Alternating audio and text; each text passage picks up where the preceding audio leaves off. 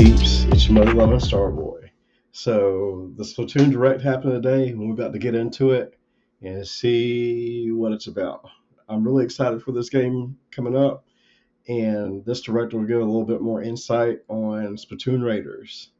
And I think around that date too, we are getting some new colors for the controllers, the blue and yellow Joy-Con controllers. So, like I said, I'm looking forward to this. I'm excited for it. All right, let's get into it.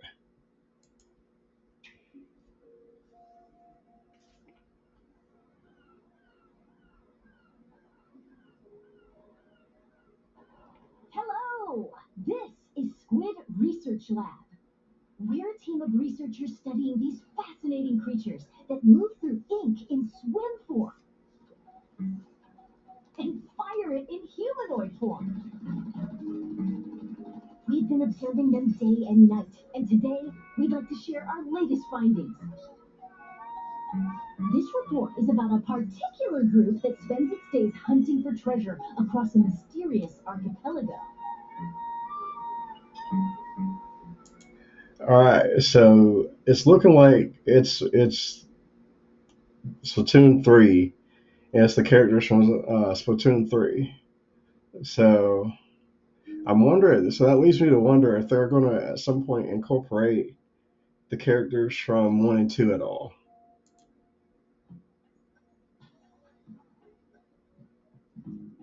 This location, shrouded in fog, is the Spiralite Island. A trio of swashbuckling musicians called Deep Cut heads there in search of treasure. But a sudden light forces them to make an emergency landing. Their pilot and the protagonist of this game is you, the mechanic. Hired by Deep Cut for being super handy, it seems the mechanic eventually got roped into treasure hunting too. The treasure in question is scattered across the Spiralite Islands, and Deep Cut has its sights set on it. All right, so they're going to be sending you on missions. It looks like. Okay. As you can see, the terrain and environment vary from island to island. So the platforming looks pretty decent so far. Can detect where the treasure is, but these islands are also home to aggressive creatures called salmonids. It appears they swarm around treasure and immediately go on the offensive if anyone gets too close.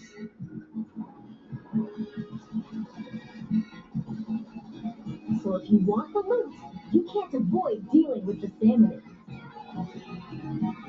All right. But if you can defeat them, the treasure is yours for the taking. Fend off the ferocious salmonids, and you can get all sorts of items and goodies. That's treasure hunting in a nutshell. So I wonder if it's going to be like a collectathon. Well, obviously it's going to be a collectathon, but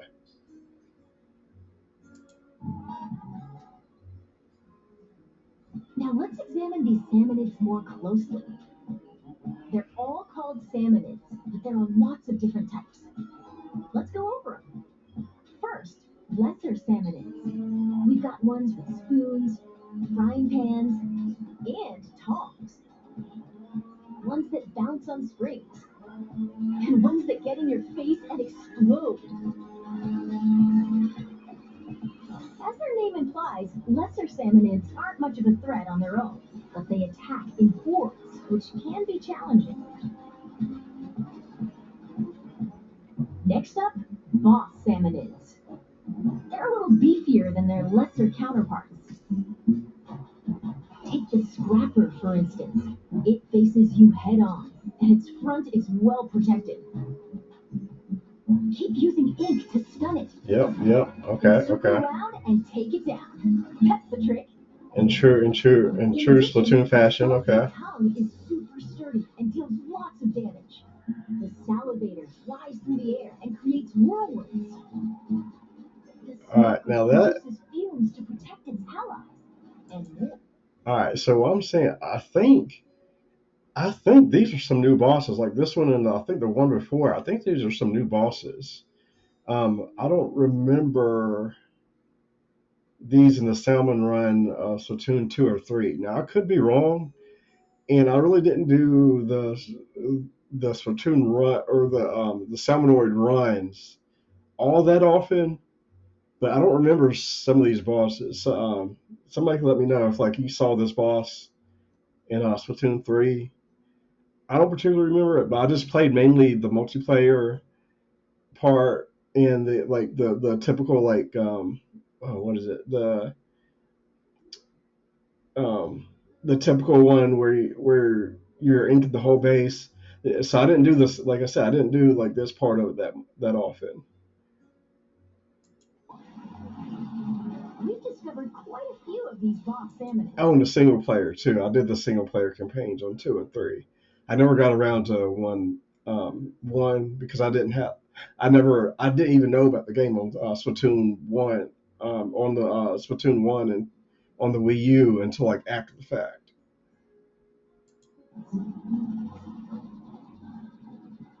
Oh, when you defeat a boss salmonid, they drop this big thing called a mega power egg. Power eggs obtained from salmonids serve as energy for the exploration bot to dig treasure.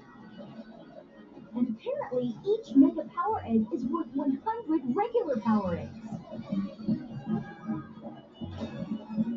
Huh? The exploration bot started digging. Seems like it sensed some treasure buried underground. What's that scary looking thing? Yeah, these are definitely some new It's a type of characters. seasoned salmonid. I definitely don't remember that. This one's the That mini looks pretty awesome though. I'm not gonna lie. It's got sturdy armor and it comes with a threatening roller attack. Watch out, or you'll be minced into fish paste. There are other seasoned salmonids. The thick-cut, salty tongue launches a massive beam. You know what? The the the more I think about it, the more I think this is closer related to Bikini Bottom. I really do. Like with with the salty tongue. This reminds me of this, salty spittoon in Bikini Bottom. I yeah, yeah. I think it's related. That stinger targets you with 3 lasers. There are even more. Each one represents the pinnacle of salmonid evolution. That being said, upon closer examination, they seem to be covered in salt. So maybe the saltier the salmonid, the stronger they are. Salty spittoon. Yep, Keep yep. researching it. I'm convinced. Phew! After battling salmonids, it'd be nice to relax and just enjoy the ocean view. But we should probably gear up for the next treasure hunt.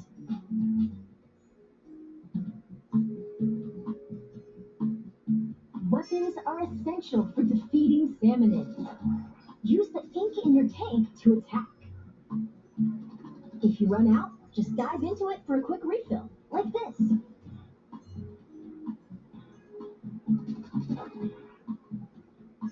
There are over 100 weapons to choose from.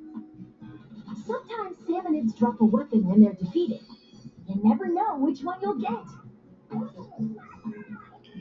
If you need to swap out your gear, just head to the hideout ship. And I'm wondering too, like whatever weapon that you choose, like are you going to be locked into it for that mission, or are they going to let you like assign like different weapons to an action button? And weapons have levels. The higher the level, the greater a weapon's power.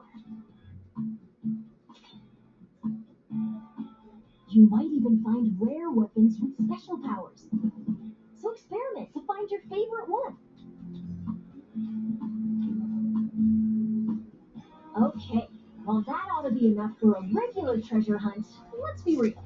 Salmonids are serious trouble, no matter how you slice it. That's where these come in handy. Yeah, and see those flying enemies right there remind me of the flying enemies in Breath of the Wild and Tears of the Kingdom.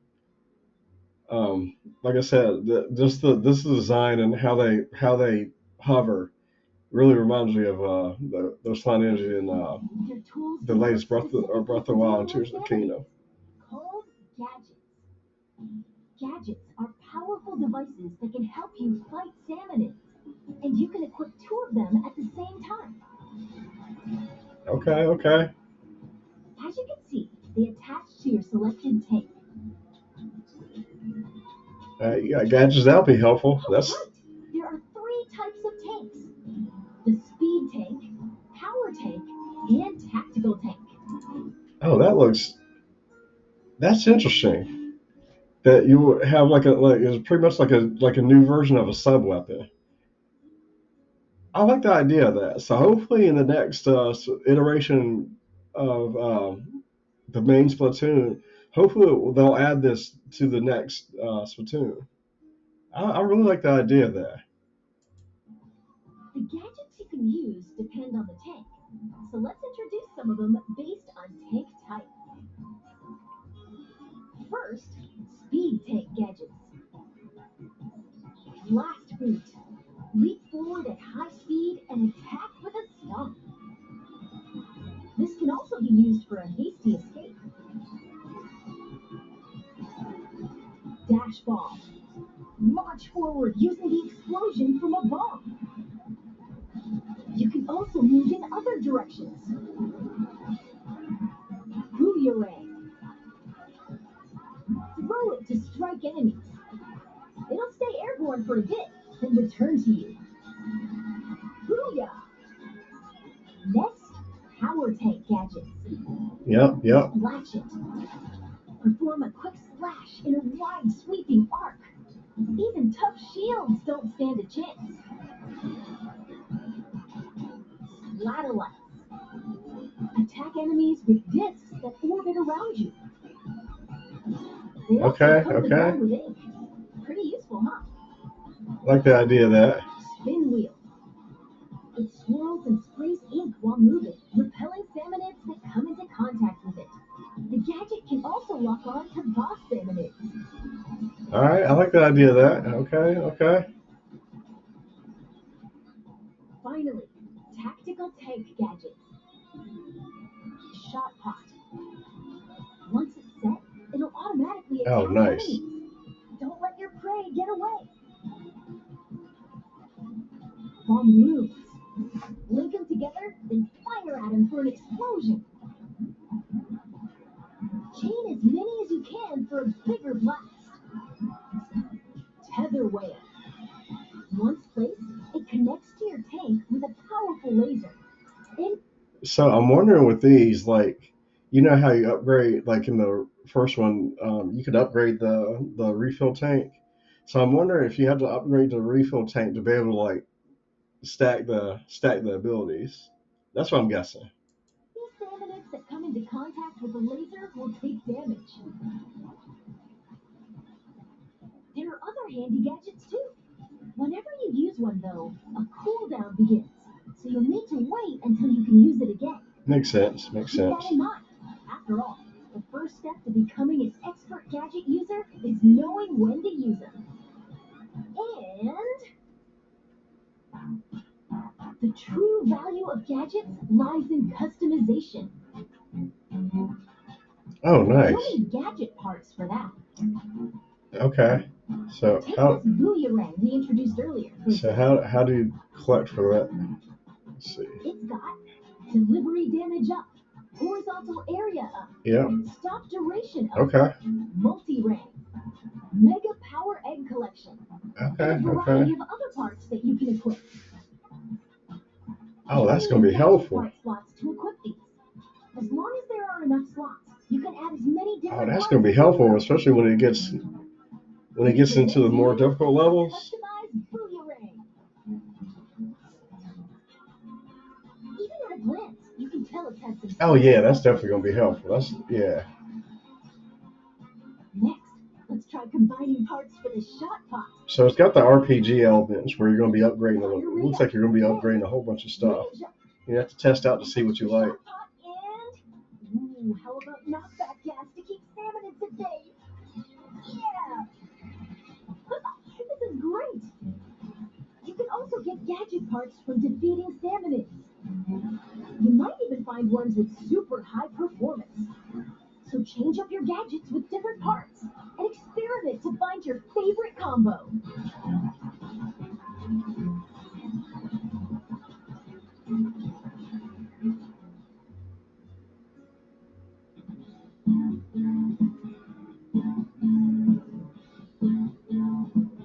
Okay, now that we're all kitted out, let's pick the destination of our next treasure hunt. Every location has more than a few peculiarities. For example, there are locations where you'll need to collect lots of power eggs and mine for treasures in a wide open area. There are also dens swarming with salmonids.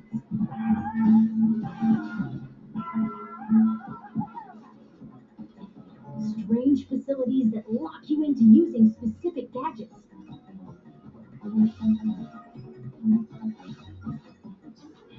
And ruins where you'll dig deeper and deeper underground. All sorts of challenges await across the Spiralite Islands.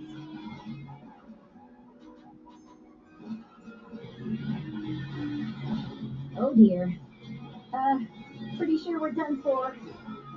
Yep, that didn't turn out the way we were hoping.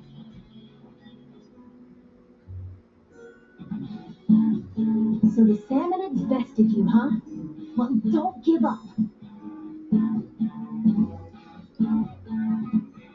The mechanic can get stronger in different ways. Even if your raid didn't go as planned, you get to keep any experience points, Okay then. as well as All right. weapons, items, and so on. By gaining Nice. experience, you'll level up and become stronger. So get back out there and show those sinister salmonids who's boss. And with the spoils from your treasure hunt, you can add different facilities to the hideout ship. For instance, the mechanic's shack.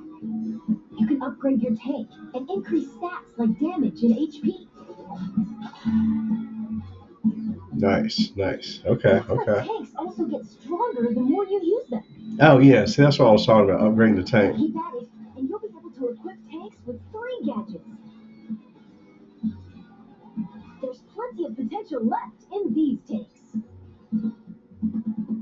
Plus, in the Gadget Workshop, Shiver can help you craft new gadgets. And in the Weapon Stash, Fry can assist with upgrading weapons or turning them into materials. Oh, nice. There's more you can do. So build facilities and use them to hone your treasure hunting talents. Oh, and as for Big Man, he can catalog all sorts of info from treasure hunts. Why not stop by and check it out between raids? So he's still the news guy. Okay. Okay. Let's go over some other features that'll make treasure hunting even more enjoyable. First, your outfits. Oh, she'll be able to Trekking customize across the outfits. islands, Okay. you can Okay. obtain outfits with all sorts of designs. Looking stylish is essential, no matter where you are. If you tap amiibo figures from the Splatoon series, you can get an outfit with a unique design.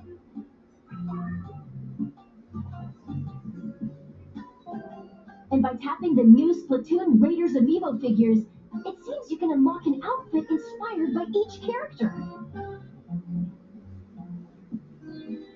Next, difficulty options. You can change the difficulty at any time. Oh yeah, we definitely gonna be doing either Raider or Survivalist mode. We don't do easy modes around here. Yeah, I'm gonna try. No, knowing this game, I'm gonna try it out on Survivalist. If that gets too hectic, then I'll go back to normal mode. But I'm gonna try it on Survivalist mode at the beginning. The only difference is how strong the salmonids are. The loot you get doesn't change, so choose the difficulty that's right for you. Now, about multiplayer. Splatoon Raiders is a single player focused adventure, but up to 4 players can journey together via local wireless or online play. friends or create a room with an optional password. And you Oh, can go nice. treasure hunting as a group. So you can create rooms for this. Okay, Yes, okay. it's nice to have some backup when facing swarms of salmon. Speaking of which, there's the help feature. When playing solo, you can call for help, like this. Someone online can come and help you for a little while. Oh, nice. Oh, I like that. But once you finish a raid after using call for help, you can't use it again for a bit. That's So okay. you might want to save it for really tricky moments. You can also answer someone else's help request. If you do, you can receive some nifty in-game rewards.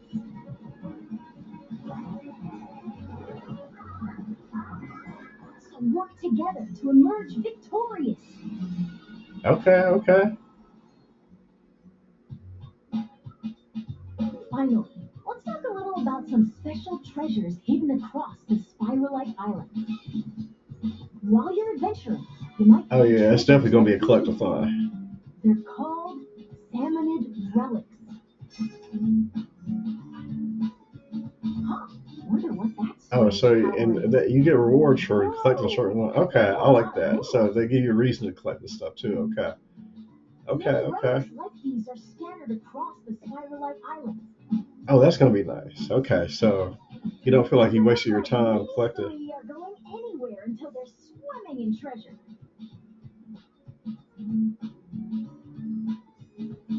Ah, looks like our time's almost up. Let's wrap things up here.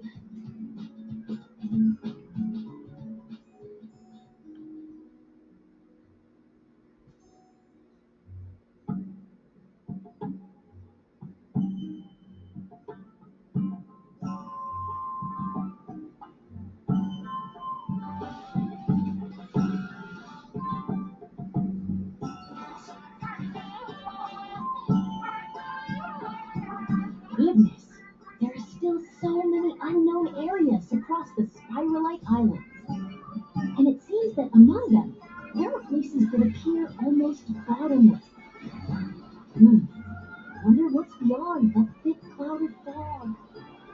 We hope you'll discover that for yourself. After all, that treasure's not going to hunt itself. And with that, Squid Research Lab out. Nice. Okay, okay. I definitely enjoyed that. That was definitely worth the direct for it. But I was going to pick this up anyway. But I'm glad they explained some stuff in it. And yeah, yeah, like I said, I'm convinced that this is connected to the SpongeBob universe at some point because you can't tell me like, let's see where is it at here? Um, somewhere here in the beginning when they were going over the when they were going over the enemies, like right here. You can't tell me these guys don't work for the chum bucket. They absolutely work for the chum bucket. They out here carrying frying pans and whatnot. Yeah, these guys definitely work. Yeah, these guys definitely work at the chum bucket, and yeah, they definitely work for Plankton. I'm absolutely convinced they work for Plankton. But Discover that for yourself. yeah, After all, that treasure's not going to hunt itself. And with that, Squid Research Lab out. yeah.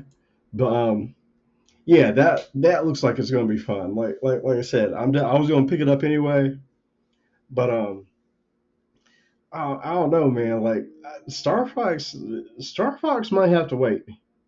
Like I'm definitely getting into Star Fox too, but yeah, man, this is gonna be tough. Do I start after I get finished wrapping up DK Bonanza?